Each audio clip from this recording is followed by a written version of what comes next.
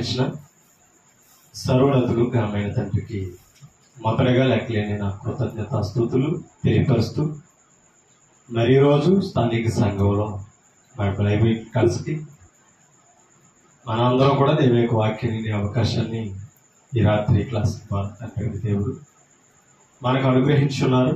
మరి క్లాస్కి కూడవలసిన నా సహోదరి సహోదరుని మీ అందరికీ క్రీస్తునామమున హృదయపూర్వక వందనాలు తెలియపరుస్తూ, అలాగే ఆయా ప్రాంతాల్లో ఉండి లైవ్ ద్వారా దేవుని యొక్క వాక్యాన్ని వింటూ మమ్మల్ని ప్రోత్సహిస్తూ మా పరిచర్య కొరకు ప్రార్థిస్తూ మరి చెప్పబోయే వాక్యాల కొరకు ఎంతగానో ఎదురు చూస్తూ మరి చాలా శ్రద్ధగా వాక్యాన్ని వింటున్నాం. మీ అందరికీ తాకటూరు క్రీస్తు సంఘం నుంచి హృదయపూర్వక వందనాలు తెలియపరుస్తున్నారండి. మరి ఎక్కువగా మరి వింటున్న వాక్యముల ద్వారా బలపడండి, ప్రార్థించండి. విలువైన దేవుడి సంగతులు మనం నేర్చుకునే గొప్ప అవకాశాన్ని దేవుడు మనకిస్తున్నాడు కనుక సద్వినియోగం చేసుకుంటూ వాక్యానికి లోపడుతూ విధేయులుగా జీవించవలసిన అవసరత మనందరి మీద ఉంది కనుక కొన్ని సంగతులు మనం దైవ గ్రంథం నుంచి నేర్చుకుందాం. ప్రార్థన చేసుకుని వాక్య పరిచయంలోనికి మనం వెళదాం. ప్రార్థన. సర్వోన్నతుడు సర్వశక్తిమంతుడు పరలోకమందు వాసినుడు అయిన మా కన్న తండ్రి, మీ పరిశుద్ధమైన నామమునకు లెక్కలేని స్తోత్రాలు స్తుతులు తెలియపరుస్తున్నాము తండ్రి. గడిచిన గురువారం నుంచి గురువారం వరకు మమ్మల్ని కాపాడి సజీవులుగా ఉంచి ఈ రాత్రి మరొకసారి మీ సన్నిధిలో మేము కూడి సంఘముగా మిమ్మల్ని స్తుతించి మహిమపరిచి మీరు చెప్పే జ్ఞానాన్ని నేర్చుకునే అవకాశాలు మాకు దయచేసినందుకు స్తోత్రం. విలువైన మీ సంగతులను గ్రంథము నుంచి మేము ఆలోచిస్తున్నాము. మా హృదయాలు తెరవండి. మేము వినే ప్రతి మాటను నేర్చుకునే ప్రతి మాటను ఆత్మీయంగా బలపరిచి స్థిరపరిచి, ఎవరైతే మీ వాక్యాన్ని వినలేకపోతున్నారో తండ్రి, మీ వాక్యాన్ని వినే బుద్ధిని దయచేయండి. మీ సన్నిధికి భయపడి రావడానికి కృప చూపించండి. మీ మాటల యందు లక్ష్యం ఉంచి కలిగిన మనస్తత్వాలు దయచేయండి. ఎంత సంపాదించినా తండ్రి, ఎంత ప్రయాసపడినా ఇది మాకు శాశ్వతం కాదు. మీ సన్నిధిలో మేము ఎప్పుడైతే ప్రయాసపడుతున్నామో తండ్రి, వాక్యం కొరకు తండ్రి మేము శ్రమ పడుతున్నాము, అదంతా తండ్రి మాకు దీవెన. అదే మా జీవితంలో తండ్రి శాశ్వత కాలం నిలబడగలిగిన జీవితాన్ని ఇచ్చింది. మా ఆత్మకు భద్రత ఇచ్చింది మీ వాక్యమే కనుక అటువంటి మీ సంఘానికి వచ్చి మీ వాక్యాన్ని మా జీవితాలు మార్చుకుని తండ్రి మమ్మల్ని నిత్యత్వానికి చేర్చగలిగిన మీ వాక్యం కొరకు నిరంతరం మేము కృషి చేసే వాక్యాలు దయచేయండి. మరి ముఖ్యంగా తండ్రి, మీ వాక్యాన్ని వివరించుచుండగా మీ పరిశుద్ధాత్మ సహాయం సహకరణ మాకు ఇచ్చి బలపరచమని, ముగింపు వరకు తోడుగుండి మీరే మహిమ పొందుతున్నారు. అసత్యమును అబద్ధమును మా నోటన రాకుండా కాపాడుతారని యేసుక్రీస్తు పరిశుద్ధమైన నామమును బట్టి ఈ ప్రార్థన అడిగి వేడుకుంటున్నాము మా కన్న తండ్రి. ఆమేన్.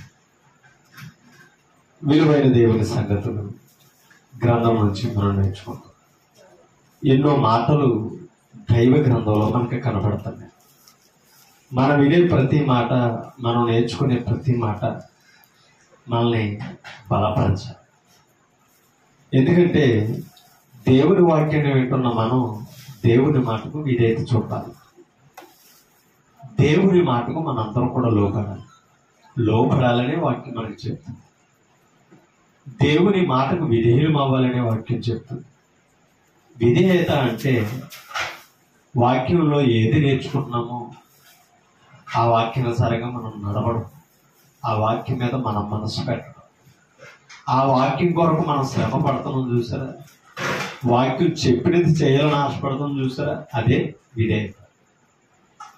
వాక్యం వింటున్నా మనం సంఘ కార్యాల్లో లేకపోయినా, సంఘానికి సహకారంగా లేకపోయినా మనం విధేయులు అనుకునే ఆయనకి వ్యతిరేకంగా బ్రతుకుతున్న వారు అవుతున్నాం. ఒకసారి నిర్గమాకాండంలోకి వెళ్ళినట్లయితే అక్కడ ఒక మాట మనం పరిశీలన చేస్తాం. నిర్గమకాండము 32వ అధ్యాయము ఒకసారి 9వ వచనాన్ని చదువుతాం.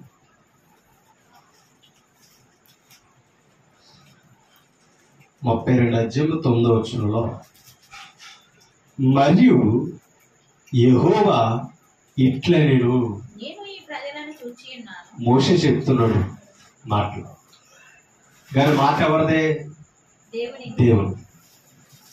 మరియు యెహోవా ఇట్లా నేను ఈ ప్రజలను చూచి ఏ ప్రజలను? ఇశ్రాయేలైన వారి ప్రజలను చూసి ఉన్నాను. ఇదిగో వారు లోబడినొల్లని ప్రజలు అని మాట్లాడతారు. మోషేతో చెప్తున్నాడు ఈ మాటలు. వారు లోబడినొల్లని ప్రజలు. ఈ మాట ఏమో ఇశ్రాయేలుకు మోషే చెప్తున్నాడు. నీకు అర్థమవుతుందా?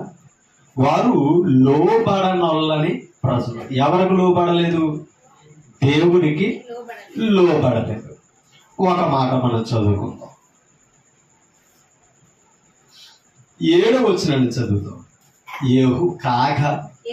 యెహోవా మోషేతో, అంటే ఇప్పుడు ఈ మాటలన్నీ ఎవరితో చెప్తున్నాడు?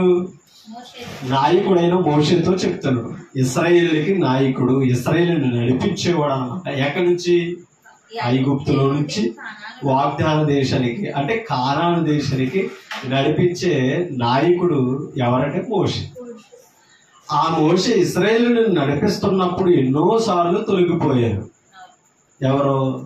ఇశ్రాయేలు. ఎవరి మాట వినకుండా? దేవుని మాట వినకుండా. అందుకే నా మాట అన్నాడు, నీవు దిగి వెళ్ళుము, ఐగుప్తు దేశము నుండి నీవు రప్పించిన నీ ప్రజలు. ఎవరి ప్రజలు? కానీ ఇక్కడ ఏమన్నాడో, నీ ప్రజలు, నువ్వు నడిపించిన ప్రజలని మోషేతో దేవుడు చెప్తున్నాడు. అంటే నీ ప్రజలు నువ్వు నడిపించవు కదా.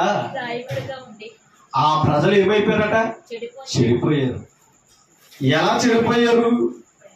8వ వచనం, నేను వారికి నియమించిన త్రోవ నుండి త్వరగా తొలగిపోయి. మీకు అర్థమవుతుందా? నేను నియమించిన త్రోవ నుండి త్వరగా తొలగిపోయారట. త్వరగా తొలగిపోయి తమ కొరకు పోత పోసిన దూడను చేసుకొని, ఎవరు? పోసిన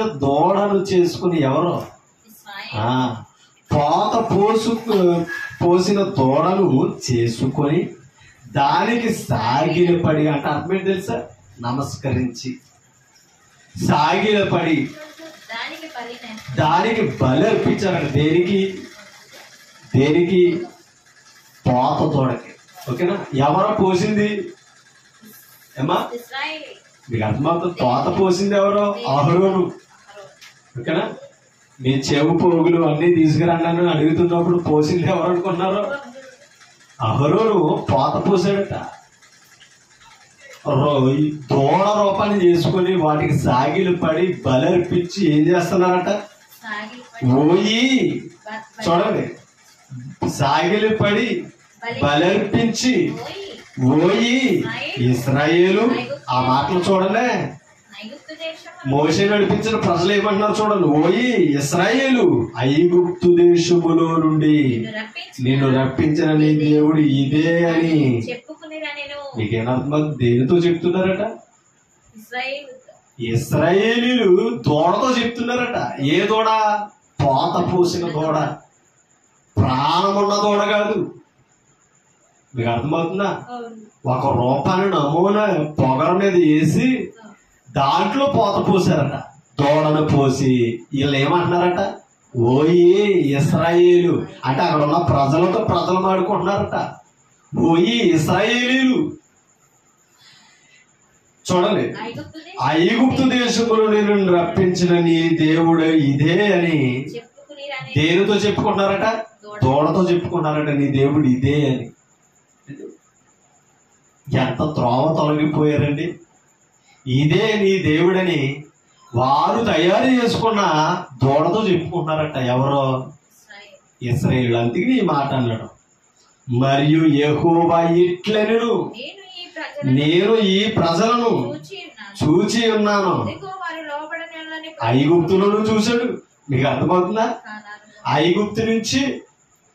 ఐగుప్తు నుంచి కానాను ప్రయాణంలో హోరేబుకు వచ్చినప్పటికి ఎలా ఉన్నారో కూడా చూశాడు. ఒక మాట, ఇదే నిర్గమకాండం 2వ అధ్యాయం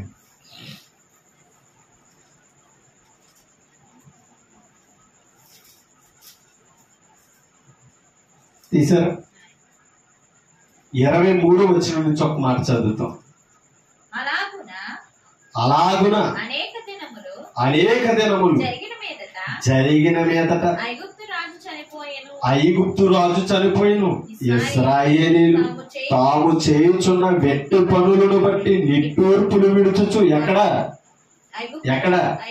ఐగుప్తులో పరో చేతి కింద ఎలా ఉన్నారట? వెట్టి పనులు చేయుచు వెట్టి పనులను బట్టి నిట్టూర్పులు విడుచుచు మొర్ర పెట్టుచుండగా ఎవరికి దేవునికి మొర్ర పెడుతున్నారట. మొర్ర పెట్టుచుండగా తమ వెట్టి పనులను బట్టి వారు పెట్టిన మొర దేవుని యొద్దకు చేరెను. ఎవరి మొర? ఇశ్రాయేలు మొర. వెట్టి పనులు బట్టి వారు ఏడుస్తూ మొర పెడితే ఆ మొర ఎవరైనారట? దేవుని యొద్దకు చేరెను. కాగా దేవుడు వారి మూలుగులను విని, మూలుగులంటే మొర వేరు, మూలుగు వేరు. మూలుగుతం అంటే ఏంటి? తమలో తామే మాట్లాడుకోవడం మూలుగు అన్నమాట. గుసగుస కింద వినపడుతుంది, పక్కడికి అర్థం కాదు. అవునా? అది మనమాట ఏంటి మూలుకుంటున్నావా అని అంటాం. అంటే మూలుగు అనేది అర్థం కాదు, శబ్దం వినపడుతుంది. నీకు అర్థమవుతుందా? అంటే ఇప్పుడు ఇశ్రాయేలీలు వారి వెట్టి పనులను బట్టి ఇసుకుపోయి వారు మొరలు పెట్టి మూలుగుతుంటే చూడండి, వారు మూలుగులను విని అబ్రహాము, ఇస్సాకు, యాకోబులతో తాను చేసిన నిబంధనలు జ్ఞాపకము చేసుకున్నాడట. ఎప్పుడు ఆ వెట్టి పనుల్లో వారు మొర్ర పెట్టి మూలుగుతుంటే అప్పుడు ఎవరిని జ్ఞాపకం చేసుకున్నాడట? మూలాన్ని జ్ఞాపకం చేసుకున్నాడట. అబ్రహాము, ఇస్సాకు, యాకోబులని జ్ఞాపకం చేసుకోగానే మీకు అర్థమవుతుందా? దేవుడు చేసిన ప్రమాణం జ్ఞాపకం వచ్చిందట. నేనేమిస్తానని, కానాను దేశాన్ని ఇస్తానని వాగ్దానం చేశాడు. ఆ నిబంధన జ్ఞాపకం వచ్చిందంట. ఎవరికి? దేవునికి. ఏ పరిస్థితుల్లో జ్ఞాపకం వచ్చింది? మీకు అర్థమవుతుందా? మొరల పెడుతున్నప్పుడు.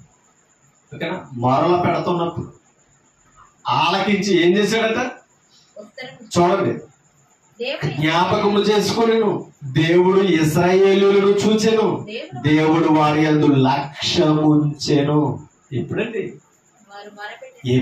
పితరులకు జ్ఞాపకం వచ్చాడో వారిని గూర్చి చూచి ఏం చేశాడంట? లక్ష్యం ఉంచాడు. లక్ష్యం ఉంచడం అంటే అర్థం ఏంటి? అప్పుడు పట్టించుకున్నాడు. నీకు అర్థమైందా? అప్పుడు పట్టించుకుని ఒకసారి 13 వచ్చిన చదువుతాం. నీ దేవుడైన అబ్రహాము, నీ సేవకుడైన అబ్రహామును, ఇస్సాకును, ఇశ్రాయేలును జ్ఞాపకము చేసుకునుము. ఇశ్రాయేలును మాట్లాడుతున్న మాటలు. నీ సేవకుడైన అబ్రహామును, అబ్రహాము ఎవరు సేవ చేశారట? దేవుని సేవ చేసి. నీ సేవకుడైన అబ్రహామును, ఇస్సాకును, ఇశ్రాయేలును జ్ఞాపకము చేసుకుని. ఇశ్రాయేలు అంటే యాకోబు. ఓకేనా? ఇశ్రాయేలును జ్ఞాపకము చేసుకున్నాము. నీవు వారితో ఆకాశ నక్షత్రము వలె నీ సంతానము అభివృద్ధి చేసి నేను చెప్పిన ఈ సమస్త భూమిని నీ సంతానమునికి ఇచ్చేదననియు వారు నిరంతరము దానికి హక్కుదారులు అగుదురనియు వారితో నీ తోడని ప్రమాణము చేసి చెప్పి తిన నేను. నీకన్నా అర్థమవుతుందా? అబ్రహాముతో చేసిన వాగ్దానం 3 అధ్యాయం నేను తప్పు చదువుతాను. 3 అధ్యాయం 7 వచ్చు. 3 అధ్యాయం 7 వచ్చు. మరియు యెహోవా ఇట్లనెను, నేను ఐగుప్తులో నున్న నా ప్రజల బాధను నిశ్చయముగా. మీకు అర్థమవుతుందా? వారు ఎప్పుడైతే మొర పెట్టారో దేవుడు ఏం చేశాడట? వారు మొరను చూశాడట. అప్పటికే మీరు అర్థం చేసుకోండి. మొర పెట్టడం వారు మూలుగుతూ జరుగుతుంది. ఎప్పుడైతే వారు మొర దేవుడి సన్నిధికి చేరిందో, వారిని లక్ష్యం ఉంచడో, అప్పుడు ప్రణాళిక సిద్ధపరచుకున్నాడు. ఎవరు తెలుసా? దేవుడు ప్రణాళిక సిద్ధపరచుకుని ఇప్పుడు అన్నాడు, ఐగుప్తులోనున్న నా జనుల నా ప్రజల బాధను నిశ్చయముగా చూచితిని. పనులలో తమ్మును కష్టపెట్టు వారిని బట్టి వారు పెట్టిన మొరను వింటిని, వారి దుఃఖములు నాకు తెలిసే. ఎవరికి తెలిసినాయట? ఇశ్రాయేలు పడుతున్న దుఃఖం ఎవరికి తెలుసు? ఇవాళ మనం కూడా దేవుని పని చేస్తున్నప్పుడు మనకు కూడా దుఃఖం ఉంటుంది. సంఘం సహకరిస్తలేదని దుఃఖం, స్వార్థ పనికి ముందుకు వస్తలేదని దుఃఖం. మీకు అర్థమవుతుందా? దేవుని పని జరుగుతుంటే కుటుంబం సహకరిస్తలేదని దుఃఖం. ఎందుకంటే ఒకరికి చెప్పుకుని దుఃఖాలు కాదండి ఇవి, దేవునికి చెప్పుకుని ఇవి బాధలు. సంఘం మాట వింటలేదని ఎవరితో చెప్పుకోగలడు? ఏ సేవకుడు చెప్పుకోగలడా? దేవునికి తప్ప మరొకరికి చెప్పుకునేది కాదు. పిల్లల మాట వింటలేదని పక్క వాళ్ళకి చెప్పుకోవచ్చు. దేవుని భక్తులు దేవుని మాట వింటలేదని చెప్పుకుంటే ఎంత అవమానం ఉంటుంది. మీకు అర్థమవుతుందా? అలా వారి మొరని, వారి దుఃఖాన్ని దేవుడు విన్నాడట. అతిన నా వారి దుఃఖము నాకు తెలిసే. వాళ్ళ దేవుని పనిలో సంతోషం కాకుండా బాధ వచ్చినా సరే, ఆ బాధలు నువ్వు దేవుని పని చేస్తున్నాను, నేను దేవుని పని చేస్తున్నాను, మన దుఃఖాలు చూడగలిగిన వాడు దేవుడు. అంటే నువ్వు దుఃఖపడుతూ పని చేస్తున్నా ఆయన విడిచిపెట్టేవాడు చూసే దేవుడు. దేనిని? దుఃఖాన్ని. నువ్వు కుటుంబంలో పడుతున్న దుఃఖాన్ని చూడగలరు, వ్యక్తిగతమైన దుఃఖాన్ని చూడగలరు. మీకు అర్థమవుతుందా? దేవుని పనిలో దుఃఖాన్ని కూడా చూడగలడు, చూస్తున్న దేవుడు. అది మన అర్థం చేసుకో.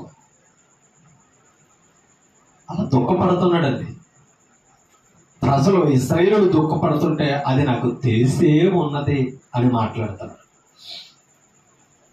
ఎవరంటే దేవుడు.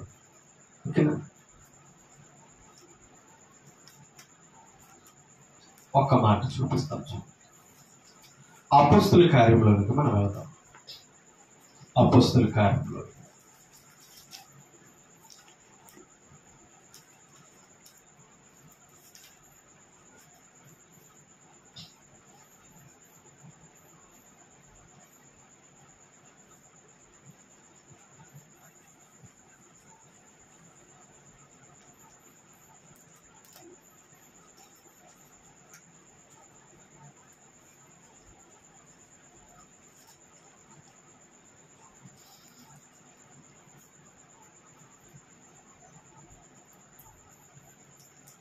ఒక్క మాట 10 వచ్చే.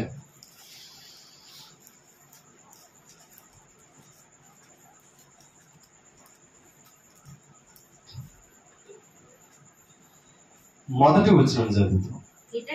ఇటాలీ పటాలమనబడిన పట్టణంలో శతాధిపతి అయిన కొర్నేలని భక్తిపరుడు ఒకడు కైసరియలో ఉన్నాడట.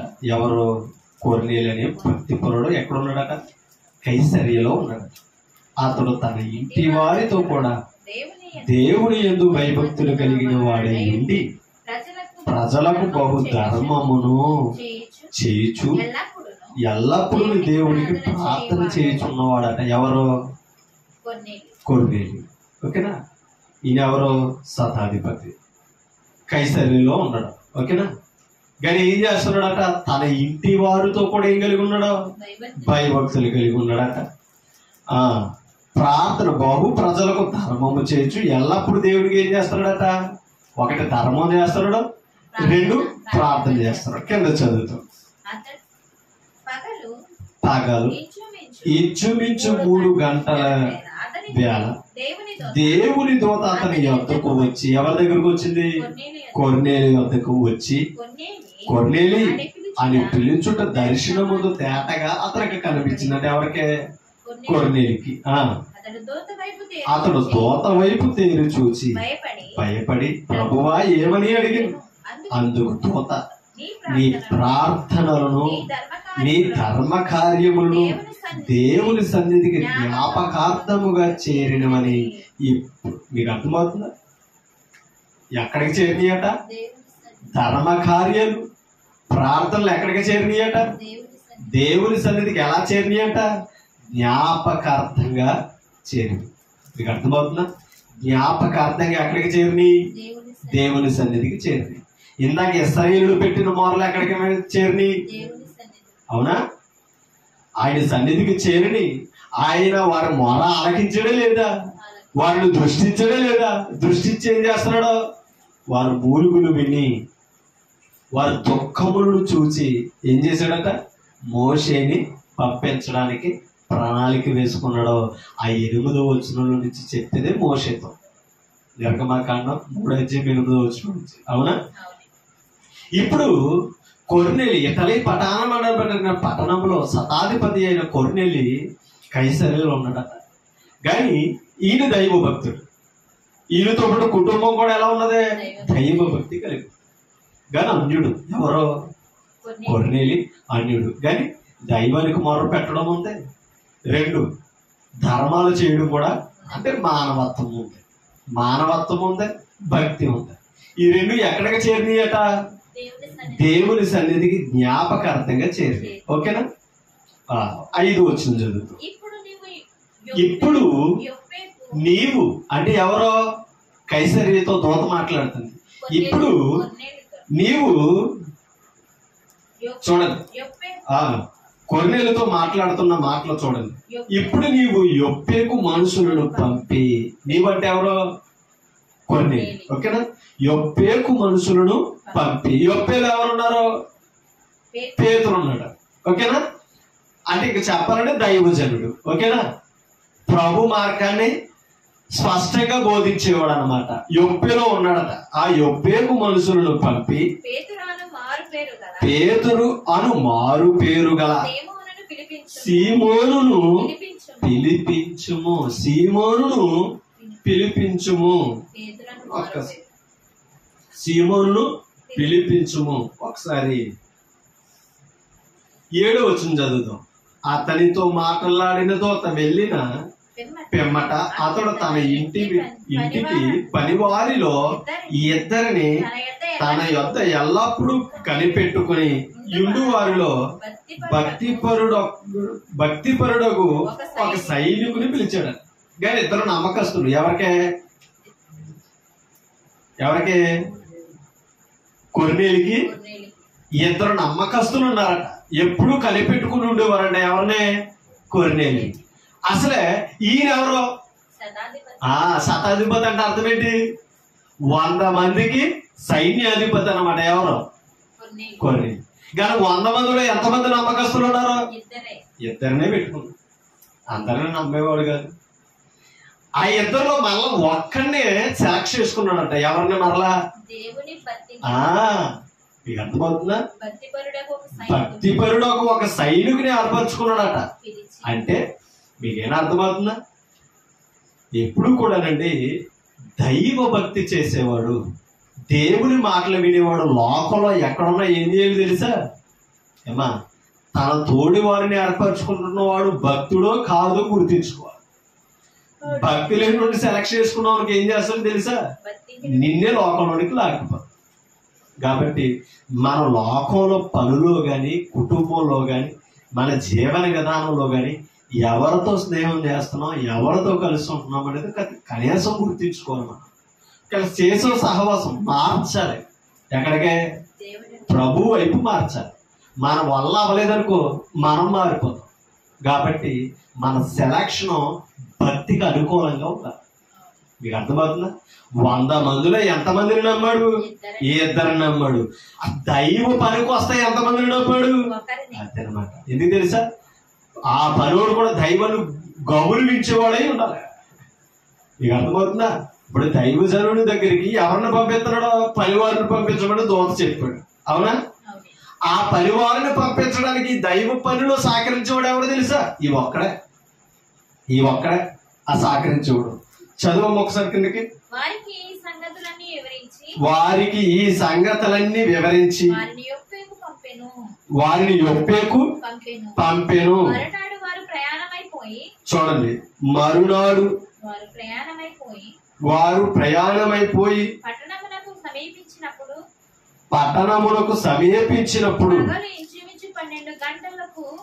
పగలు ఇంచుమించు 12 గంటలకు పేతురు ప్రార్థన చేయుటకు మిద్ది మీద ఇక్కడ ఎవరో పేతురు. అతడు మిక్కిలి ఆకలుగొని భోజనము చేయగోరెను. ఇంటివారు సిద్ధము చేయుచుండగా అతడు పరవాసుడై ఆకాశము తెరవబడుటయు 4 చెంగులు పట్టి దింపబడిన పెద్ద దుప్పటి వంటి ఒక విధమైన పాత్ర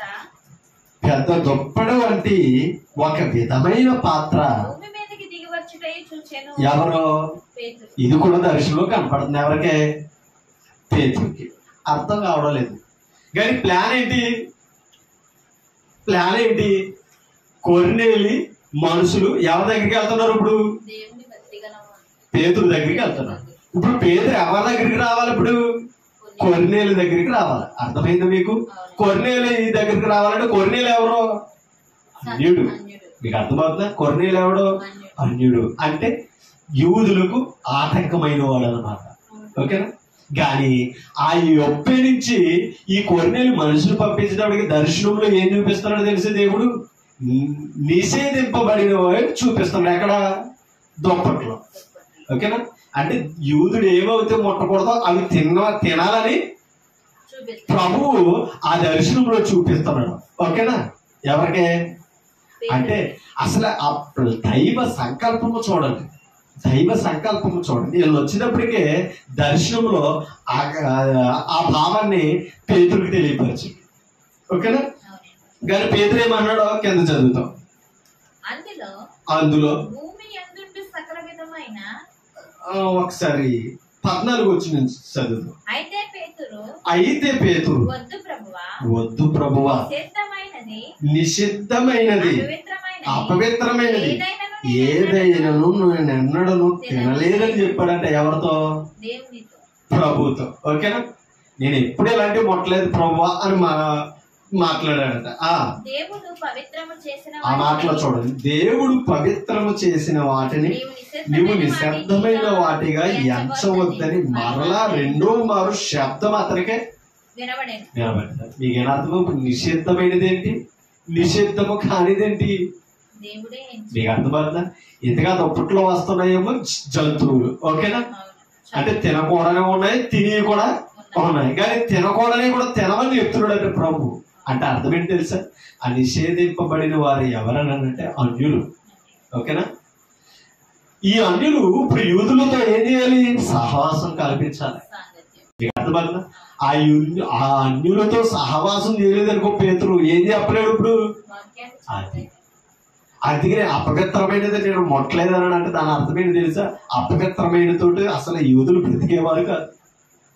అంటే దీన్ని బట్టి అర్థం చేసుకుంటే యూదులు ఎంత జాగ్రత్తగా బ్రతికేవారు.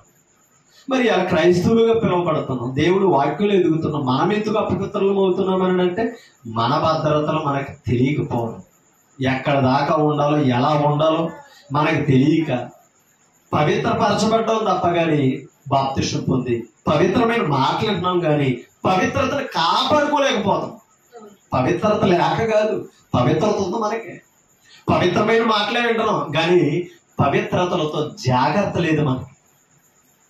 ఆ జాగ్రత్త లేక ఎక్కడ వరకు ఉండాలి, ఎవరితో మాట్లాడాలి, ఏ ప్రదేశంలో ఎలా ఉండాలి, ఆ వాక్యం వెలుగులు లేకపోవడం వలన పవిత్రులుగా పిలువబడుతున్నాం తప్పని పవిత్రతను కాపాడుకోలేకపోతున్నాం మనం. తెలుసా?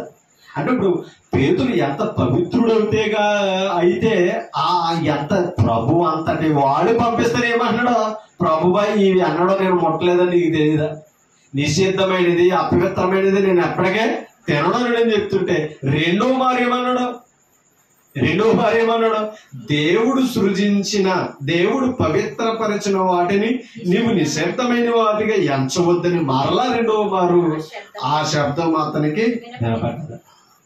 అంటే ఈ భావం అర్థం కాలేదు. ఆ మనుషులు వచ్చి మరలా పేతురుని ఆ మనుషులు కొర్నేలు ఇంటికి తీసుకెళ్లేదాకా వారి దగ్గరకు వచ్చేదాకా కూడా ఈ భావం ఎవరికి అర్థం అవ్వలేదు? పేతురికి. అంతే. కొన్నిసార్లు మనకంటూ పరిచయం లేని వాళ్ళ దగ్గరికి ఎందుకు పంపిస్తాడో తెలుసా ప్రభువు? మనం ప్రభువును పరిచయం చేయాలి. ఓకేనా? మన లోకంలో ఎవరితోటైనా పరిచయం కలిగించుకున్నామంటే దాని అర్థం ఏంటి తెలుసా? లోక సహవాసాలు ఏర్పరచుకుంటామని కాదు. నువ్వు నేను తెలుసుకున్న సత్యాన్ని పరిచయం చేయాలి, నిజదేవుడు వైపు నడిపించాలి. అవునా కదా? అది పరిచయం.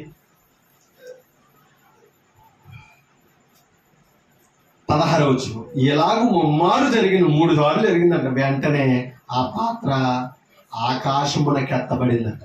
ఓకేనా?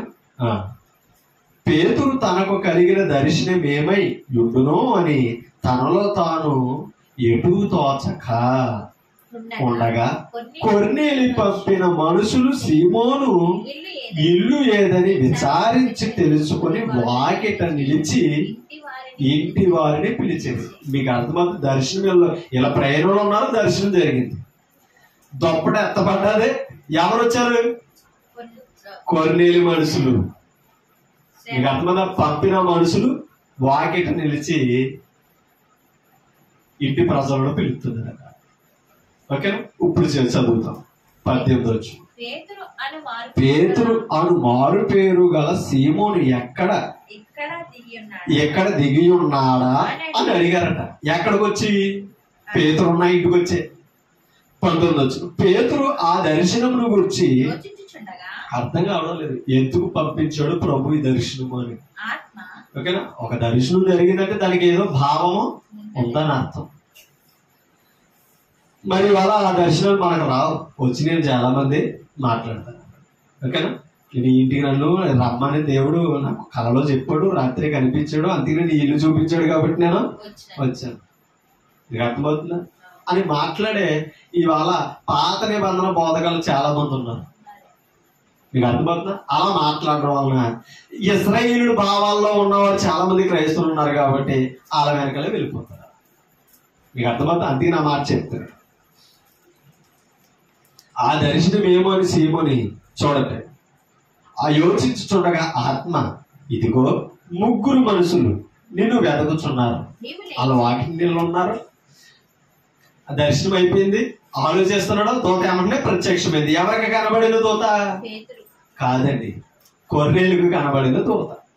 నీ ప్రాంతంలో ధర్మ కార్యాలు ఎక్కడికి చేరినాయి? దేవుని సన్నిధికి జ్ఞాపకార్థంగా చేరినాయి. అప్పుడు కొర్నేలు పిలిచిన దూత ఏమన్నదే? యొప్పేకి నువ్వు మనుషులు పంపించు, యొప్పేలో సీమోను మారుపల్లి గారు అక్కడ ఉన్నాడో ఆయన పిలిపించుకొని చెప్పిందా లేదా? మళ్ళీ అదే దూత ఎక్కడికి వచ్చింది? మాయిలు చేసేవాడు కదండి ప్రభు. ఏం జరుగుతుందో, ఎవరి ద్వారా జరుగుతుందో వారిద్దరికీ భావాలు వివరించేవాడు. అది మీకు అర్థమవుతుందా? ఇప్పుడు ఇలా నీ ఇంటికి రమ్మని నన్ను దైవ సేవకుల్ని, అమ్మ నీ పేరు చూపించాడు, నీ ఇల్లు చూపించాడని నేను వెళ్ళాను అనుకో, పలానా దానిలు గారు వస్తారు, తాడిపూడి నుంచి వస్తారని ఆవిడకి చూపించాలి కదా. అవునా కదా? అది వాస్తవం. ఆ దర్శన భావం అది. ఇప్పుడు అవేమి లేవు. నీ ఇల్లే చూపించాడంటే నమ్మేడు, నీ ఇంటికి రమ్మన్నాడంటే నమ్మేడు. అవునా? ఒక మంచం కొనిస్తామంటే నమ్మేడు. ఈయన బాబాలి కాదా? ప్రభు కొరకు నువ్వు ఏం చేస్తామనేది వద్దు. ప్రభు బోధలో నాకేం అవసరం అనే పరిస్థితులు వాళ్ళు చూసుకో. అసలు పేతురుగా దర్శనం ఎత్తుకొచ్చింది, పేతురు దగ్గరికి ఆ మనుషులు ఎత్తుకొచ్చారు. అసలు ఎందుకు ఆ దూత కొర్నేలికి కనిపించింది? ఆ భావాలు ఇదే. మీకు అర్థమవుతుంది? ఒకసారి కింద చదువుతాం. ఇదిగో 3 మనుషులు నిన్ను వెతకుచున్నారు, నీవు లేచి క్రిందికి దిగి సందేహింపక వారితో కూడా. ఎందుకు సందేహిస్తున్నాడు? మీకు అర్థమైంది? ఆల్రెడీ ఆ కళలో తినకూడని యూదుడు ముట్టకూడని వచ్చినాయి. మరి ఇప్పుడు కూడా ఇంటి వాకిటి ఉన్న ప్రజలు ఎవరో? అది నిజంగా ఈ దూత కనబడలేదు, వెళ్తాడా? మీకు అర్థమైందా? ఈ దూత ప్రత్యక్షమయ్యి ఈ పేతురికి వివరించలేదు, వెళ్ళడు. అందుకని నువ్వు సందేశింపకో, వారు అన్యులైన సరే నువ్వేం చేయాలి? వారు వెంబడి వెళ్ళాలని దూత పేతురుని బలపరుస్తుంది. చూడండి, వెళ్ళుము, నేను వారిని పంపి ఉన్నానని అతనితో. ఎవరితో? పేతురుతో. ఎవరు చెప్తున్నారు? దేవుని దూత. ఎవరిని పంపాను?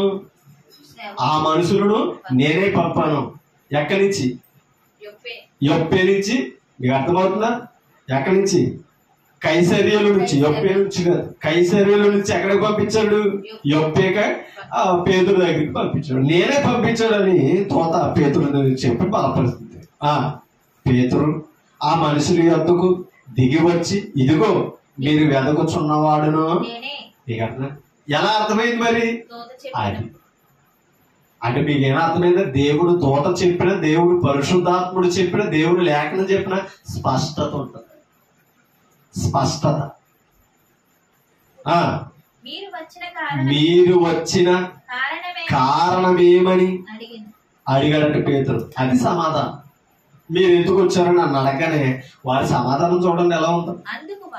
అందుకు వారు నీతిమంతుడును దేవునికి భయపడువాడును యోధా జనులందరి వలన మంచి పేరు పొందిన వాడునైన శతాధిపతియగు కొర్నేలియును ఒక మనుషుడు ఉన్నాడు.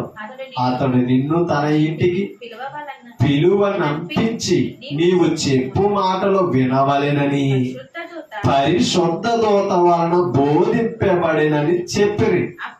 అసలు ఎంత జ్ఞానం అండి! అంటే మీకు ఎందుకు సెలెక్ట్ చేసుకున్నాడో కొర్నేలి అర్థమైంది మీకు ఇప్పుడు? ఏమా, కొర్నేలి ఎందుకు సెలెక్ట్ చేసుకున్నాడు తెలుసా? అబ్రహాముకి ఎంతమంది రాసులు లేరు. ఎలియాజర్ని ఎందుకు పంపించాడు? కోడలు కావాలని. నమ్మకస్తుడు. అర్థమవుతుందా? అబ్రహాముకు నమ్మకస్తుడు ఎలియాజరు. అందుకనే ఎలియాజరే నా ఇంటి వారసుడు అనుకున్నాడండి. ఎంత నమ్మితే. ఇవాళ అన్యుడైనా సరే కొర్నేలి దైవ భక్తి విషయంలో ఎవరిని పంపించాలో, ఎవరిని సెలెక్ట్ చేసుకోవాలో వారిని ఎన్నుకున్నాడండి. వెళ్ళి ఎంత మర్యాద ఇచ్చాడండి పేతురుకి. మరలా మీరు వచ్చిన కారణం ఏంటి చెప్తే ఈ కొర్నేలి గురించి ఎంత చక్కగా విప్లవించారండి. చూడండి, మరలా చదువుదాం. వచ్చిన అద్భుతమైన వచ్చిన 22 వచ్చిన. అందుకు వారు నీతిమంతుడు. ఎవరు నీతిమంతుడు? అందుకు కాబట్టి ప్రార్థన ఎక్కడికి చేరింది? అది నీతిమంతుడును దేవునికి. అంటే దేవునికి భయపడేవాడు ఎప్పుడు ఎలా ఉంటాడు? నీతిగానే బ్రతికుతాడు. అంటే దీనిని బట్టి అర్థం చేసుకుని దేవునికి భయపడని వాడు ఏం చేయడు? నీతిని అనుసరించడం, నీతిని కాపాడుకోలేడు. కాబట్టి అందుకని యెహోవా యందు భయభక్తులు కలిగి ఉండాలని గ్రంథం చెప్తుంది. ఎప్పుడైతే భక్తి కలిగి ఉంటామో మన భక్తి మనం నీతి వైపు నడిపిస్తుందండి. నీతి ఎక్కడ ఉందా? నీతిమంతుడైన దేవుని దగ్గర. ఓకేనా? ఆ నీతిమంతుడైన దేవుని వైపు కొర్నేలు నడుస్తున్నాడు కాబట్టి వాళ్ళ రక్షణ ఇంటికి వస్తుంది. ఆయన నీతి ఆయన రక్షించింది. అవునా కాదా? చూడండి, నీతిమంతుడును దేవునికి భయపడువాడును.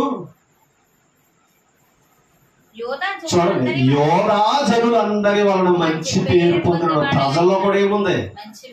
ఎలా ఉంది? ధర్మకార్యం.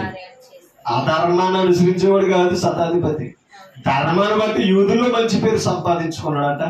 భక్తిని బట్టి దైవం దగ్గర నీతిని సంపాదించుకున్నాడు. ఆ రెండు కావాలండి. అందుకని క్రియలు లేని విశ్వాసం మృతం అన్నాడు. విశ్వాసమేమో దేవుడు చూస్తాడు, క్రియలేమో ప్రజలకు కనబడాలి. కాబట్టి మనకి ఎంత విశ్వాసం ఉందో అన్ని క్రియలు కూడా అవసరం. కాబట్టి ఒక అన్యుడిగా బ్రతికిన మంచి సాక్ష్యం పొందాడే లేదా కొర్నేలి. అందుకనే మరలా దాసులు చెప్తున్నారు, దాసునికి యజమానుడి మీద కోపం రావాలి. అవునా? కానీ ఎంత నమ్మకంగా చెప్తున్నారు చూడండి. యోధా ప్రజలందరి వలన మంచి పేరు పొందువాడునైన శతాధిపతియగు కొర్నేలియును అను ఒక మనుషుడు ఉన్నాడు. అతడు నిన్ను తన ఇంటికి పిలువనంపించి, ఆ మాటలు చూడండి, నిన్ను పిలువనంపించి నీవు చెప్పు మాటలు వినవలెనని పరిశుద్ధ దూత వలన. ఆ మాటలు చూడండి. ఆ యజమానుడు చెప్పాడండి, రండి అవన్నీ మాకు తెలియదు అన్నారా? అసలు ఎంత చక్కగా విప్లించారో సన్నివేశం చూడండి. అంటే ఈ సన్నివేశం కొర్నేలి దగ్గర జరిగింది, పేతురు దగ్గర జరిగిన సన్నివేశం ఏంటి? దుప్పటి దిగరడం, నిషేధింపబడినవి కనబడడం, అవి చంపుకోమని తినమని ప్రభు చెప్పడం, ఆ దర్శనము వెళ్ళిపోగానే దాని గురించి ఆలోచించడం, దోత వచ్చి మరలా ఆ దర్శనానికి అనుకూలంగా బలపరిచి మనుషులు వచ్చారని వివరించడం. నీకు అర్థమవుతుందా? ఇప్పుడు చెప్తున్నారన్నమాట. ఏమని? పరిశుద్ధ దూత వలన బోధింపబడినని చెప్పారు. అప్పుడు అతడు వారిని లోపలికి పిలిచి, మీకు అర్థం చేసుకోండి, లేకపోతే అన్యులు రానిస్తాడా? అది నమ్మకం. ఎందుకు తెలుసా? ఎందుకు నమ్మకం తెలుసా? అంత గౌరవించారు. ఎవరిని? కాదండి, కొర్నేలి అనుసరిస్తున్న భక్తిని ఎంత నమ్మారండి. అది నమ్మకత్వం. ఒక మాట మీకు చూపిస్తాను చూడండి. సమూయేలు మొదటి గ్రంథం, సమూయేలు మొదటి గ్రంథం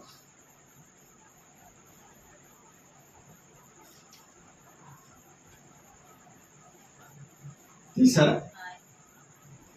ఒకసారి 25వ అధ్యాయం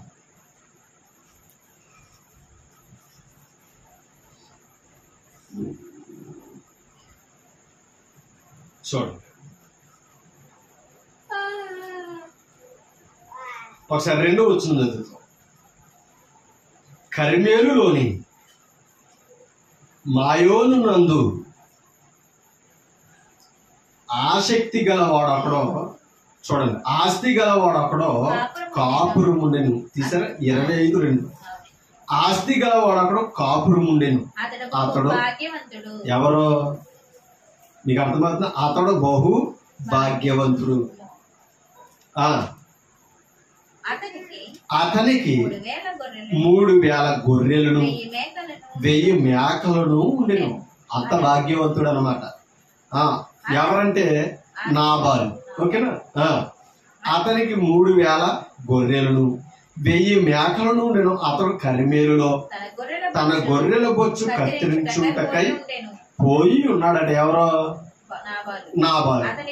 అతని పేరు నాబాలు. అతని భార్య పేరు అబిగయీలు. ఈ స్త్రీ సుబుద్ధి గలదై, చూడండి, రోపసి అయి ఉండెను. ఎవరో? అబిగయీలేమో మంచి బుద్ధి కలిగినది, రోపసి. ఓకేనా? మీరు అర్థం చేసుకోండి. నాబాలు ఎవరో? కాదండి, భాగ్యవంతుడు, ఆస్తిలో భాగ్యవంతుడు. అయితే చర్యలను బట్టి చూడగా ఎవరినే? నాబాలును.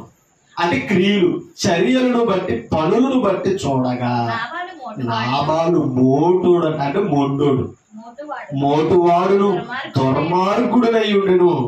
అతడు కాలేబు సంతతి వాడట. ఎవరో? నాబాలు ఎవరట? కాలేబు సంతతోడు. అతని గుణం ఏంటి? అతని చర్యలేంటి? మోటోడు, దుర్మార్గుడు. ఓకేనా? మరి ఈయన భార్య సుబుద్ధి గలది. మీకు అర్థమవుతుందా? రోపసి. 4 వచ్చు. నాబాలు గొర్రెల బొచ్చు కత్తిరి వేయించుచున్నాడని అరణ్యమందున్న దావీదు అన్నాడట. ఎవరో? ఈ నాబాలు ఎన్ని గొర్రెలు ఉన్నాయి? 3,000 గొర్రెలు. ఓకేనా? ఈ గొర్రెలకి ఏం చేస్తున్నాడట? కత్తిరి వేయిస్తున్నాడట. దావీదు విని తన పని వారిలో 10 మందిని పిలిచి వారితో ఇట్లా అన్నాడు. ఎవరో?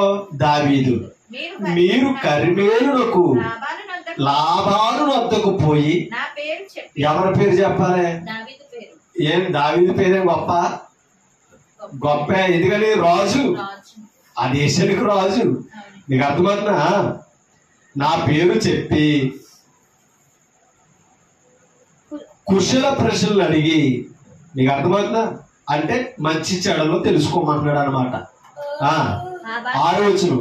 ఆ భాగ్యవంతునితో నీవును నీ ఇంటికి నీకు కలిగిన అంతటికి ఎంత ఆశీర్వదించి మాట్లాడుతున్నాడు. చూసారు దావీదు? చూడండి, నీకును నీ ఇంటికి నీకు కలిగిన అంతటికి క్షేమమవును గాకని పలికి ఈ వర్తమానము తెలియజెప్పవలెను. నీ యొద్ద గొర్రెల బొచ్చు కత్తిరించు వారున్నారన్న సంగతి నాకు వినబడెను. ఎవరి మాటలు తెలిసి? ఈ మాటలు దావీదు మాటలు. పనివారితో చెప్పమంటున్నాడు అనమాట. ఎవరితో చెప్పాలి ఈ విషయాలన్నీ? నాబాలుతో చెప్పాలి. మళ్ళా కుశల ప్రశ్నలు కూడా ఎవరన్నా అడగాలి? నీకును నీ ఇంటికిని నీకు కలిగినది అంతటికి క్షేమమవునని దావీదు మాట ఎవరు చెప్పాలి? ఇప్పుడు ఆ పని వారే చెప్పాలి. నీకు అర్థమవుతుంది? ఆ పని వారే చెప్పాలి. అందుకని ఏమన్నాడు? నీ వద్ద గొర్రెల బొచ్చు కత్తిరించుచున్న వారు ఉన్నారనే సంగతి నాకు వినబడిను. నీ గొర్రెల కాపరులు మా దగ్గరుండగా. చూడండి, ఎవరు గొర్రెల కాపరులు? నాబాలు యొక్క గొర్రెల కాపరులు. నీ గొర్రెల కాపరులు మా దగ్గరనుండగా మేము వారికి ఏ కీడును చేసి ఉండలేదు. అంటే నాబాలు గొర్రెల కాపరులు దావీదు గొర్రెలతో ఉన్నప్పుడు మీకు అర్థమవుతుందా? అక్కడ ఆ ప్రజలతో నివసిస్తున్నప్పుడు ఆనీయంగా అలాగే చేయలేదట. ఏ కీడును చేసి ఉండలేదు. వారి కర్మేలులో నున్నంత కాలం వారేది అది అలా అన్యాయం చేయలేదట, పోగొట్టుకొనలేదు. నీ పని వారిని నీవు అడిగిన ఎడలా. చూడండి, వారు అలాగూ చెప్పుదురు. ఎలాగో అంటే ఏం తక్కువ కాలేదు, ఏ కీడు జరగలేదని నువ్వు మేము చెప్పిన మాట నీ పనులను అడిగినా చెప్తారని అంటున్నారంట. ఎవరో ఈ పనులే చెప్పాలి. కాబట్టి ఆ పని వారికి కాబట్టి నా పని వారికి దయచూపుము.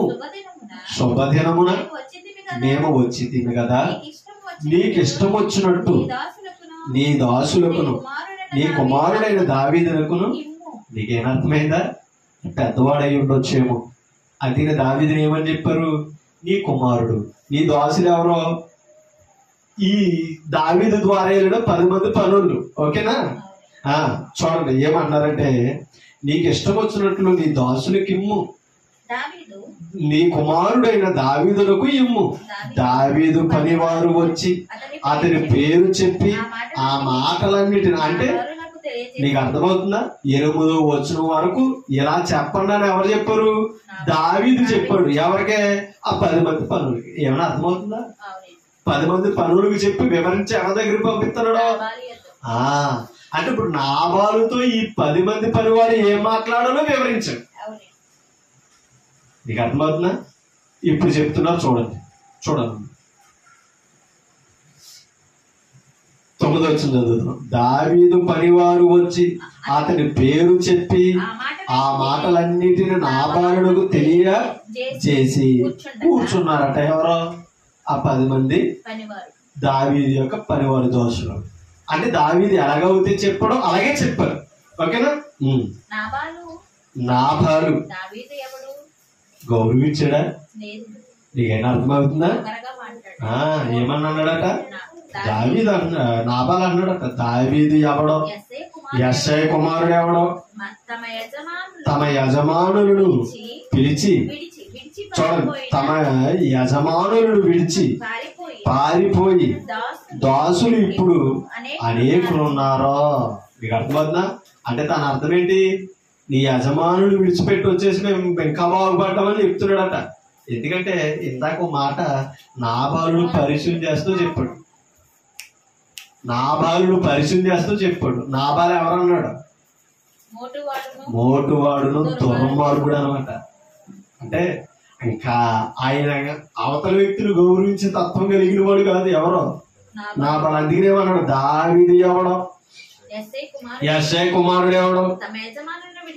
తమ యజమానులను విడిచి పారిపోయిన దాసులు ఇప్పుడు అనేకులు ఉన్నారు. నేను సంపాదించుకున్న అన్నపానములను నా గొర్రె పుచ్చు కత్తిరించు వారి కొరకు నేను వధించిన పశు మాంసమును తీసి నేను బొత్తుగా ఎరుగని వారికి ఇత్తునా అని దావీదు దాసులతో చెప్పగా, దావీదు పనివారు వెనుకకు తిరిగి దోవ పట్టుకుని పోయి అతనికి మాటలన్నీ తెలియజెప్పారట. మరి రాజుకి ఎలా ఉంటది? నీకు అర్థమవుతుందా? రాజుకు బేభత్సమైన కోపం వచ్చిందంట. చంపేద్దామని బయలుదేరాడు. ఎవరో? ఇది తెలుసా? రాజుని ఎదిరించాడు. మరి ఇప్పుడు రాజు ఏమైనా వ్యతిరేకంగా మాట్లాడారో లేదు. మీకు అర్థమవుతుందా? ఇలా దావీదుకు కోపం పుట్టించుడు, చంపెత్తగా తిరిగి వస్తున్నాడని తెలిసిన తర్వాత ఈ నాబాలు దగ్గర ఉన్న ఒక దాసుడు వెళ్ళి తన భార్యతో చెప్పాడట. ఏమని? నీకు అట్లా ఇలా జరిగిందని ఎవరికి చెప్పాడట? నాబాలు భార్యకి చెప్పాడు. నాబాలు భార్య అలాంటిది మంచి బుద్ధి, ఆలోచించేది. ఈయన ఆలోచించేది అనమాట. ఆలోచించి ఎంత గొప్ప భాగ్యం, ఎంత గొప్ప పని చేసింది తెలుసండి. ఒక్క మాట మీకు చూపిస్తాను చూడండి. 14 వచ్చిన పనివాడు ఒకడు నాబాలు భార్య అబిగయీలుతో ఇట్లనెను, అమ్మ దావీదు అరణ్యములో నుండి మన యజమానుని కుశల ప్రశ్నలను అడుగుటకై దూతలను పంపించగా అతడు వారితో కఠినముగా మాట్లాడాను. అయితే ఆ మనుషులు మనకెంతో ఉపకారము, పనోడుకున్నంత బుద్ధి కూడా ఎవరికి లేదు. అందుకని వాళ్ళ కూడా ఏమన్నారు? మేమేం చేసామో నీ పనులను అడిగినా చెప్తారని దావీదు వివరించడే లేదా? అంటే ఎంత ఉపకారం చేశారో. దావీదు పనివారు చేసినది నాబాలు పనివారికైనా జ్ఞాపకం ఉన్నది, కానీ ఎవరికి జ్ఞాపకం లేదు. అంటే దీని ఏమంటే ఏమన్నా మొండోడు బుద్ధి అలా ఉంటది, దుర్మార్గుడు బుద్ధి అలా ఉంటది. ఏమా మంచిని గుర్తించడం, ఉపకారాన్ని లక్ష్య పెట్టడం. అందుకనే నీ పనివారు ఇప్పుడు అనేకులు పారిపోయి అనేకులు అయ్యారు, అన్నపానములు ఇవన్నీ నాయే అని చెప్పడే లేదా? మళ్ళా ఎంత తలబిరుసు మాట దావీదు ఎవడని మాట్లాడాడు. ఉపకారాన్ని కూడా మర్చిపోయాడు. కానీ ఉపకారం ఎవరికి జ్ఞాపకం ఉంది? అదే ఎందుకంటే పనుడికి జ్ఞాపకం ఉంది. పనుడు మంచోడు అయి ఉండాలి. పనుడు మంచోడు కాదనుకో, మీరు అర్థం చేసుకోండి, పరిస్థితులు తారుమారులు అయిపోతాయి. ఈ పనుడు వాళ్ళ చేసిన ఉపకారముల గురించి చెప్పాడట. ఉపకారం చేసి ఉన్నారు. మేము పొలములో వారి మధ్యను మాకు చూడండి, మా సంచరించుచున్నంత సేపు అపాయము గాని నష్టము గాని మాకు సంభవింపలేదు. మేము గొర్రెలను కాయచున్నంత సేపు వారు రాత్రి పగల్లో మా చుట్టూ ప్రాకారముగా, అంటే కాపలా కాశారట. ఎవరికే? మీకైనా ఇంకో విషయం చెప్పనా? భార్య బుద్ధే వారిని కాపాడింది. అలాగే మీకు అర్థమైందా? భార్యకున్న మంచి బుద్ధి. కూర్చోండి అలాగే. ఆ భార్యకున్న మంచి బుద్ధి ఎవరిని కాపాడుకుంటూ వస్తుంది తెలుసు? ఇప్పుడు అది నాబాలుడే కాదు, తనకున్నదంతా కాపాడుకుంటూ వస్తుంది ఆ సుబుద్ధి. మీరు అర్థం చేసుకున్నారు. అందుకే కుటుంబంలో ఎవరికైనా మంచి బుద్ధి ఉండాలి. మనం దేవుని వాక్యం విన్నాకైనా మన బుద్ధిని మార్చుకోవాలి. అవునంటారు కదండి. ఆయన మంచి బుద్ధి, ఆవిడకున్న మంచి బుద్ధి ఇవాళ ఎంత కాపాడిందో మీకు చూపిస్తాను. చూడండి 18 వచ్చింది. అందుకు అబిగయీలు నాబాలుతో ఏమీ చెప్పక త్వరపడి 200 రొట్టెలను 2 ద్రాక్షపు తిత్తులను ద్రాక్షారసపు తిత్తులను వండిన 5 గొర్రెల మాంసమును 5 మానికల వేయించిన ధాన్యమును 100 ద్రాక్ష గెలలను చూడండి 200 అంజూరపు అడలను చూడండి గర్దబాబుల మీద వేయించి మీరు నా కంటే ముందుగా పోవుడి, నేను మీ వెనుక వచ్చేదనని తన పనివారికి ఆజ్ఞ ఇచ్చినట్ట. ఎవరో? అబిగయీలు. ఏ పనుడైతే చెప్పాడో ఆ పనుడితో ఏం పంపిస్తుందని తెలుసా? దావీదులకు కానుక పంపిస్తుందంట ముందుగా. నీకు అర్థమవుతుందా? అంటే ఆ కానుకను చూసి చల్లారతాడని, కోపాన్ని నడుచుకుంటాడని. ఏమా యాకోబు అదే చేశాడు కదా యాసవ పట్ల. అవునా? మోసం చేసి ఏం చేశాడు? ఆశీర్వాదాలు పట్టుకుపోయాడని చంపేస్తాడేమని 3 గుంపులుగా మందలను బిడ్డలని ఆస్తిని పంపించడం లేదు కానుకగా. అంటే ఒకరిని కనికరించబడిన 2 కనికరిస్తాడేమో, 2 కనికరించబడిన 3 కొనుక్కరిస్తాడేమని 3 గుంపులుగా పంపించి వెనకాల వెళ్ళాడట. ఎవరో? యాకోబు. జ్ఞానవంతుల ఆలోచన అలా ఉంటది, మంచి బుద్ధి కలిగిన వాడు ఆలోచన అలా ఉంటది. ఇలా అబిగయీలు అదే పని చేస్తుంది. అబిగయీలు అదే పని చేసి కానుకలు దావీదుకి పంపుతూ వెనకాల వెళుతుందట. 20 వచనం, గర్దబాబుల మీద ఎక్కి చూడండి పర్వతపు లోయలోనికి వచ్చుచుండగా దావీదును అతని జనులను ఆమెకు ఎదురు పడ్డారట. నీకైనా అర్థమవుతుందా? అంటే ఈవిడ ప్రయాణం చేస్తుంది, వారు దావీదు నాబాల్ దగ్గరకు వస్తున్నారు, ఎదురు పడగా. చూడండి, అంతకు మునుపు దావీదు నాబాలునకు కలిగిన దాని అంతటిలో ఏది పోకుండా ఈ అరణ్యములో అతని ఆస్తి అంతయు నేను వ్యర్థముగా కాయుచు వచ్చి తిని. చూడండి, ఉపకారమునకు నాకు ఉపకారము చేసి ఉన్నాడే అనుకుని అతని కన్నా, చూడండి, అతని కొన్న వారిలో ఒక మగ పిల్లను అన్నయ్యను తెల్లవారినప్పటికీ, చూడండి, నేనుండనియను లేదా దేవుడు మరి గొప్ప అపాయము దావీదునకు, చూడండి, దావీదు శత్రువులకు కలుగు చేయను గాక అని ఎవరో అబిగయీలు తెలివిగా ప్రమాణం చేసి ఏమంటుందని చూడండి. అబిగయీలు దావీదును కనుగొని గర్దబాబు మీద నుండి త్వరగా దిగి దావీదునకు సాష్టాంగ నమస్కారం చేసి, చూడండి, నాబాలుకి అబిగయీలుకున్న గుణం తేడా చూడండి. సాష్టాంగ నమస్కారం చేసి అతని పాదములు పట్టుకుని ఇట్లెను. అది రాజుకు చేయవలసిన గౌరవం అదండి. మీకు అర్థమవుతుందా? అంటే రాజుని ఎంత గౌరవించిందంటే దైవాన్ని ఎంత గౌరవించాలండి. అవునా? చూడండి, నా ఏలినవాడ 24 వచ్చిన ఈ దోషము నాదని. అసలు దోషం చేసింది ఎవరు? నాబాలు. భర్త దోషాన్ని ఏం చేస్తుంది తెలుసా? నాదని ఎంచుము, నీ దాసురాలునైన నన్ను మాటలాడనిమ్ము, నీ దాసురాలునైన నేను చెప్పు మాటలను ఆలకించుము. నా ఏలినవాడ దుష్టుడైన ఈ నాబాలును లక్ష్య పెట్టవద్దు. లక్ష్య పెడితే నువ్వు ఏదైనా అన్యాయం చేస్తావు. మీకు అర్థమవుతుందా? లక్ష్య పెట్టవద్దు. అతని పేరు అతని గుణమును సూచించుతున్నది. అతని పేరు నాబాలు, మోటుతనం అతని గుణం. నా ఏలినవాడు పంపిన పనివారు నాకు కనబడలేదు. కనబడుంటే ఆవిడ సామరక్షంగానే మాట్లాడుదును. మీకు అర్థమవుతుందా? ఆలోచించండి. కనిపించలేదు కాబట్టి ఏమంటుందంట? నా ఏలినవాడ యెహోవా జీవముతోడు, నీ జీవముతోడు, ప్రాణహాని చేయకుండా యెహోవా నిన్ను ఆపి ఉన్నాడో, నీ చెయ్యి నిన్ను సంరక్షించనన్న మాట నిజమని యెహోవా జీవముతోడు, నీ జీవముతోడని ప్రమాణము చేయుచున్నాను. నీ శత్రువులను నా ఏలినవాడునైన నీకు కీడు చెయ్యనుద్దేశించు వారును నాబాలు వలె ఉందురుగాక. అయితే నేను నా ఏలినవాడునకు నీ యొద్దకు తెచ్చిన ఈ కానుకలను నా ఏలినవాడునకు నిన్ను వెంబడించు పనివారికి ఇప్పించి నీ దాసురులైన నన్ను, చూడండి, నా తప్పు అది. ఎందుకంటే నా భర్తను క్షమించమని అడుగుతుంది. ఎందుకంటే ఆ దోషం ఎవరిదని చెప్పింది?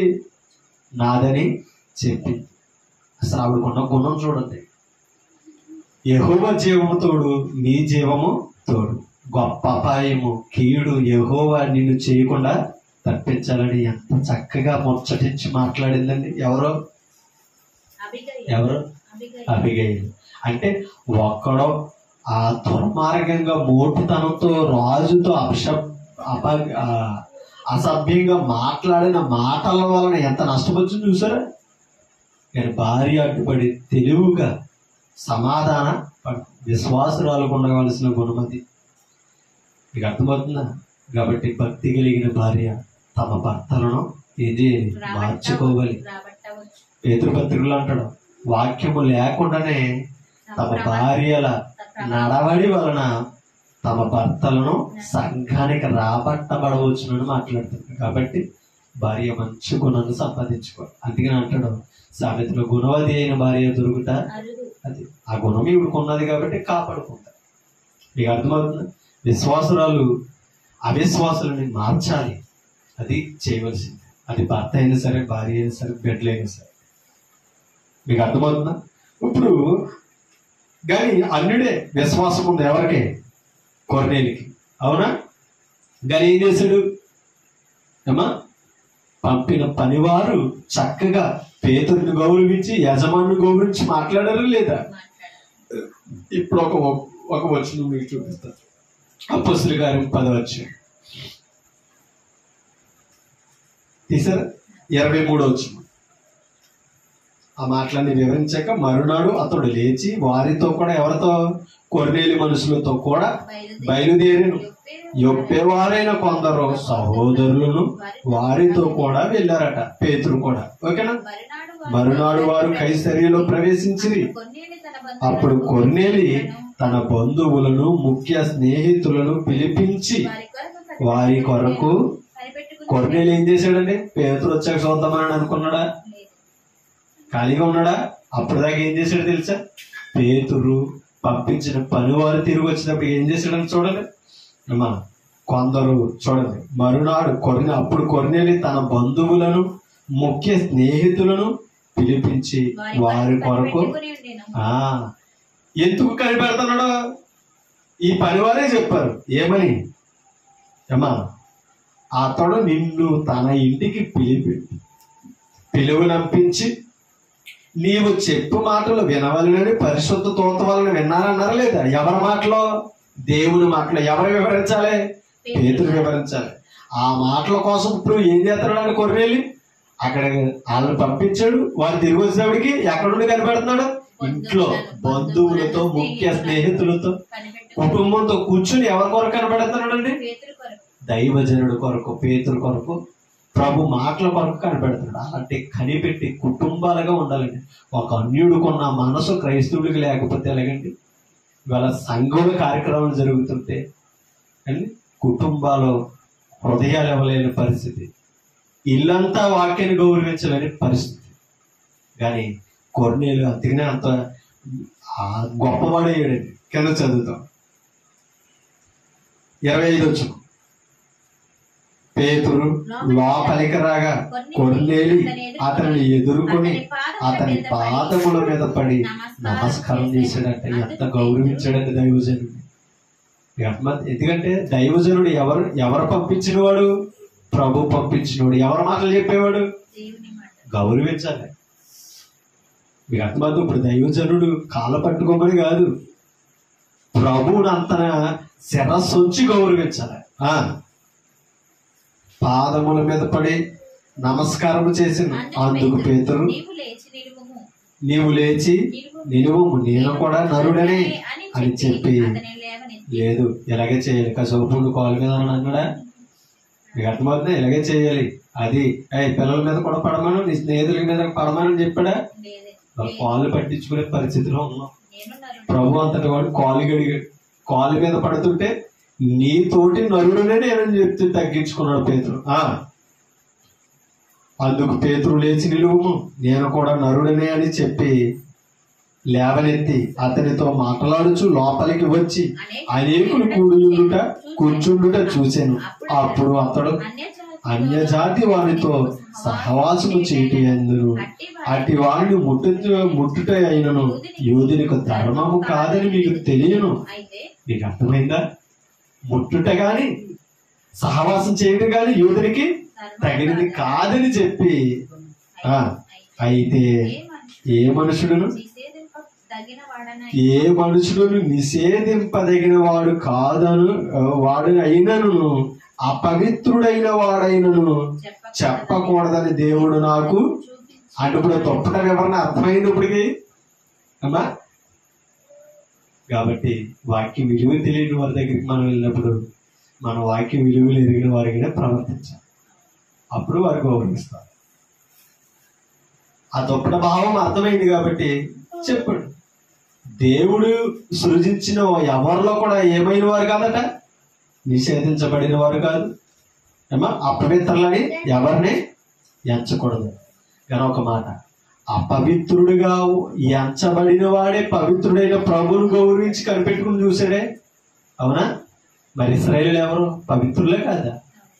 కానీ ఇందాక మనం చదివిన నిర్గమకాండంలో ఏమయ్యారు? అపవిత్రులు అయ్యారు లేరా? ఎలా అపవిత్రులు అయ్యారు? ఒక పోత తోడని చేసుకుని యెహోవా ఇదే అని చెప్పి ఏం చేశారు? నమస్కారం చేసే త్రోవనుడు తొలగిపోయారని చెప్పాడే లేదా? కాబట్టి ఆనాడు పవిత్రులు అపవిత్రులు అయ్యారు. మీకు అర్థమవుతుందా? ప్రభు బోధ వలన అపవిత్రులు పవిత్రులుగా మార్చబడుతున్నారు. కాబట్టి ఈరోజు మనం సంఘంలో కూర్చునే భాగ్యం మీకు నాకు దొరికింది. ఇది ఎంతగా కాపాడుకుంటున్నాం అనేది ఒకసారి ఆలోచించుకోవాల్సిన అవసరత మనందరి మీద ఉంది. ఇదిగో ఇవాళ ప్రపంచం అంతా అది చేస్తుంది. అపవిత్రమైన వ్యక్తి అపవిత్రమైన ఆలోచనలతోటి బ్రతుకుతుంది. మనుషులు చేసిన వాటిని దేవుడని మొక్కే పరిస్థితులు ఉన్నారు తప్ప కానీ మనుషులు చేసిన దేవుడు గుర్తించే పరిస్థితిలో లేరు. కనీసం క్రైస్తవులైనా గుర్తించాలి. ఇంకా బొమ్మల దగ్గర ఇంకా విగ్రహాల ఆరాధన చేసే పరిస్థితికి క్రైస్తవులు వెళుతున్నారంటే ఆనాడు ఇశ్రాయేలీయులు చేసిన చెడుతనానికి ఈ రాజులు క్రైస్తవులుగా చేస్తున్న మన చెడుతనాలకి తేడా ఏమీ లేదు. కాబట్టి మన అంతకు పిలవలేదు, అపవిత్రులుగా ఉండడానికి పిలవలేదు. ఎలా పిలిచాడు? పవిత్రులుగా ఉండడానికి, ప్రభు నామానికి మహిమ తేవడానికి పిలిచాడు. అలా ఉందాం, నమ్మకంగా ఉందాం. నాభాలు వలె ఉండొద్దు. మన మనసులు అలా ఉన్నా, మన బుద్ధులు అలా ఉన్నా ఏం చేయాలి? మార్చుకోవాలి. కుటుంబంలో భర్త విశ్వాసం అయినా సరే, భార్య విశ్వాసం అయినా ఒకరినొకరు వాక్యాన్ని బట్టి భక్తిని బట్టి మార్చుకోవాలి. అలా మార్చుకుంటూ మాదిరిగా ఉంటూ అలా కొర్నేలి కనిపెట్టుకున్నాడు. ముఖ్య స్నేహితులందరూ పిలిపించుకున్నాడు, వాక్యం చెప్పించుకున్నాడు. వాక్యం అర్థమైన తర్వాత ఏం చేశాడు? కొర్నేలి తన ఇంటి వారు ఏం చేశారు? బాప్తిసం పొంది పరిశుద్ధాత్మను పొందుకుని రక్షణ వైపు నడిచారు. ఇవాళ మనం కూడా చేయవలసిన పని, మనం పొందిన రక్షణ ఇంకో కుటుంబానికి, ఇంకో సహోదరుడికి పరిచయం చేయాలి. అలా చేయాలంటే నమ్మకమైన భక్తి కలిగిన వారితో సహవాసం చేయాలి, ఎన్నుకోవాలి. తప్పని అబద్ధికులతోటి దైవాన్ని దూషించే వారితో మనం బ్రతికినట్లయితే మన భక్తిని మనం పాడు చేసుకుంటాం. అలా ఉండకూడదని నన్నే నేను హెచ్చరించుకుంటాను, మిమ్మల్ని హెచ్చరిస్తూ ఓపికను మీ అందరికీ హృదయపూర్వక వందనాలు తెలియజేస్తూ మాట్లాడుతూ ముగిస్తాను. Thank you.